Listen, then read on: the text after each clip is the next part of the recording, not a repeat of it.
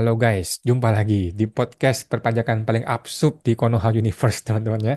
Seperti biasa, gue akan bertanya tentang isu perpajakan terhadap agen AI bernama Dira ya. Apakah kali ini Dira akan pusing menjawab pertanyaan dari gue? Mari kita mulai. Ini dia guys, yang lagi viral ya, yang lagi viral di LinkedIn kalau nggak salah ya. Foto ini sudah tersebar di semua media sosial orang-orang perpajakan ya.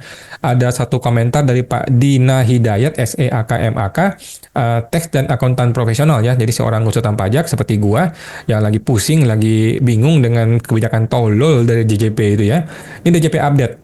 Sebuah kemajuan yang mempersulit dan sangat tidak efisien ya. Jadi kemajuan iya, tapi mempersulit dan tidak efisien. Itu bukan kemajuan, itu namanya kemunduran ya. Login DJP online harus memasukkan kode verifikasi yang dikirim via email ya. Beberapa kendala yang saya temukan ya, 1 sampai 8, yang 9 silakan isi sendiri ya. Nomor 1, pengiriman kode verifikasi ke email tidak sat-sat ya, agak lama ya. Jadi dia cuma kasih 30 detik, sedangkan sistem server DJP itu tidak reliable. Tidak bisa langsung 30 detik, belum tentu dapat gitu ya. Gimana kalau lagi ribut, lagi sibuk SPT tahunan atau SPT bulanan ketika bulan-bulan akhir, masa-masa akhir, pasti terlambat. Kalau terlambat, orang yang butuh lapor, butuh bikin bukti e-billing dan sebagainya kan lama ya. Jadi tidak sat-sat. Yang kedua, jika nomor HP tidak valid, tidak bisa login meskipun emailnya benar. Mampus, mateng lu digituin ya. Kalau nomor HP tidak valid, maka tidak bisa login meskipun emailnya benar. Ini bakal jadi cilaka, ini jadi masalah besar ya. Ini bakal jadi gempa bumi di dunia perpajakan ya. Gimana kalau orang yang sudah punya email benar tapi nomor HP-nya itu salah? Wah, cilaka. Nomor 3, sangat tidak efisien. Setuju ya, tidak efisien sekali ya. Nomor 4, didiamin ke logout sendiri, login lagi, verifikasi lagi ya. Ini yang paling tolol, yang paling bodoh ya, paling bego ya. Yang punya ide seperti ini itu paling bodoh nih orang-orang seperti ini ya. Tapi itu di negeri Wakanda, teman-teman ya. Di Indonesia mah para hebat-hebat orangnya ya. Nomor 5, login dan verifikasi ke PT lain malah nyangkut di akun PT sebelumnya. Login lagi, verifikasi lagi yang kadang lemot. Ini betul ya, ini betul. Kenapa? Karena ada namanya cookies di dalam Google Chrome ataupun di dalam browser ya. Ketika kita sudah login dari akun satu, kita keluar, kita login lagi di akun yang lain, kadang-kadang nyambung ke akun yang lama. Ini sudah terjadi. Sudah terjadi sama gua juga dan sama Pak ini juga dan banyak orang mengalami ini ya. Lah gimana? Gimana? Begitu sistem IT-nya. Nomor 6. Jika gagal beberapa kali, jeda verifikasi 1 jam. Mampus lu 1 jam, mateng lu ya. Gue sih belum pernah coba ya, tapi bapak ini sudah coba ya 1 jam. Mateng 1 jam itu lama bos.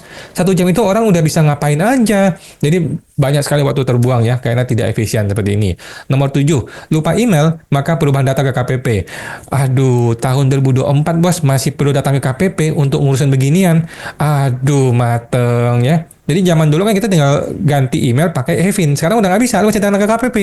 Aduh, cilaka bos. Wajib pajak masih disuruh ke KPP. Aduh. Aduh, nggak habis thinking aing mah. Nomor 8.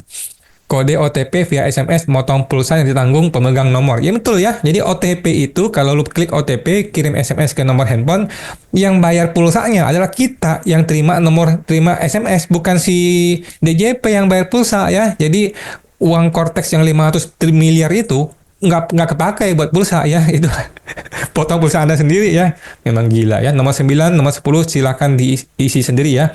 Coba share kendala kalian ke komentar dan apakah kalian setuju dengan fitur ini? Kalau saya sampai saat ini kurang setuju ya. Bukan kurang setuju ya, kita mau gua labrak itu DJP gimana caranya ya. Tapi nggak boleh, teman-teman, nggak boleh pakai kekerasan teman-teman ya. Oke, kita langsung bertanya kepada Dira ya. Bagaimana Dira menanggapi pertanyaan gua? Mari kita mulai. Halo Dira, kebijakan MFA ini, Multiple Factor Authentication ini, ide siapa sih dari awalnya Dira? Saudara Awan yang terhormat, baru saja video dimulai. Anda sudah mengucapkan kata yang tidak sopan. Tolonglah jangan menuduh pegawai kami sebagai orang tolol. Kami semua juga manusia biasa seperti kamu. Di semua lembaga pemerintahan, sebuah kebijakan dibuat bersama-sama oleh para pejabat di Biro Hukum. Tidak dibuat oleh satu orang saja. Tentu saja kebijakan ini pun sama, sudah melalui tahapan mapping yang lengkap sebelum kebijakan itu diterbitkan. Ide kebijakan MFA ini merupakan hasil kerjasama semua pihak yang mengupayakan agar pelayanan pajak dapat terjadi dengan lebih aman, tidak terkena penipuan atau pencurian data wajib pajak oleh pihak yang tidak bertanggung jawab.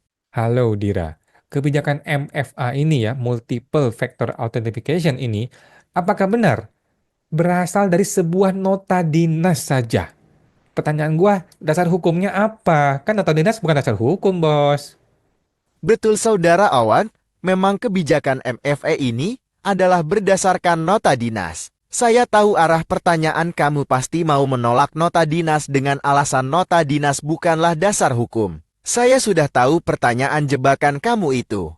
Makanya saya akan langsung jelaskan ya, bahwa petugas pajak harus patuh kepada aturan yang berlaku di institusi kami. Nota dinas adalah salah satu dokumen tertulis yang berlaku dan harus kami patuhi sebagai aturan institusi. Saya tidak mau berdebat mengenai nota dinas ini bukan merupakan dasar hukum. Nanti saya dipecat law oleh Pak Bos. Intinya kami harus mematuhi semua aturan tertulis, termasuk nota dinas dari atasan tersebut. Kami diamanatkan untuk memastikan kebijakan MFA ini tersalurkan di sistem DJ2 online, dan sudah kami laksanakan. Kami meyakini, walaupun tidak punya bukti, bahwa nota dinas sudah pasti dibuat berdasarkan dasar hukum yang ada. Tidak mungkin nota dinas berlawanan, atau tidak sesuai dengan dasar hukum yang berlaku. Halo, Dira. Apakah petugas pajak ketika mereka login di komputer mereka nih, di kantor pajak nih, ketika dia mengakses sistem internal DJP nih, apakah mereka juga melakukan MFA ini? Yang mana juga dibikin berulang-ulang ketika login, mesti berulang lagi. Apakah mereka melakukan hal yang sama di sistem internalnya DJP? Mohon maaf ya Saudara Awan, kamu jangan kepode. Saya tidak akan menjawab pertanyaan menjebak seperti ini. Urusan akses sistem internal DJP, itu bukan urusan Anda sebagai rakyat jelata, itu adalah urusan internal kami, terserah dong kami mau atur seperti apa. Namun dapat saya pastikan kepada seluruh rakyat Indonesia bahwa sistem akses internal DJP sudah sejak lama memakai metode autentifikasi yang ketat dan berjenjang, sehingga dapat dipastikan akses sistem kami adalah sangat aman dari segala jenis penipuan atau pencurian data. Tolong Anda jangan menghubung-hubungkan urusan ini dengan bocornya database pemerintah ke hacker. Halo, Dira. Kebijakan ini tuh sebenarnya meniru siapa sih? Meniru siapa? Biasanya kan orang kalau bikin kebijakan itu kan ATM gitu lah ya, amati, tiru, modifikasi dari mungkin negara-negara yang sudah maju atau yang lebih berkembang gitu ya. Apakah ada negara lain yang menerapkan cara seperti ini kah, Dira?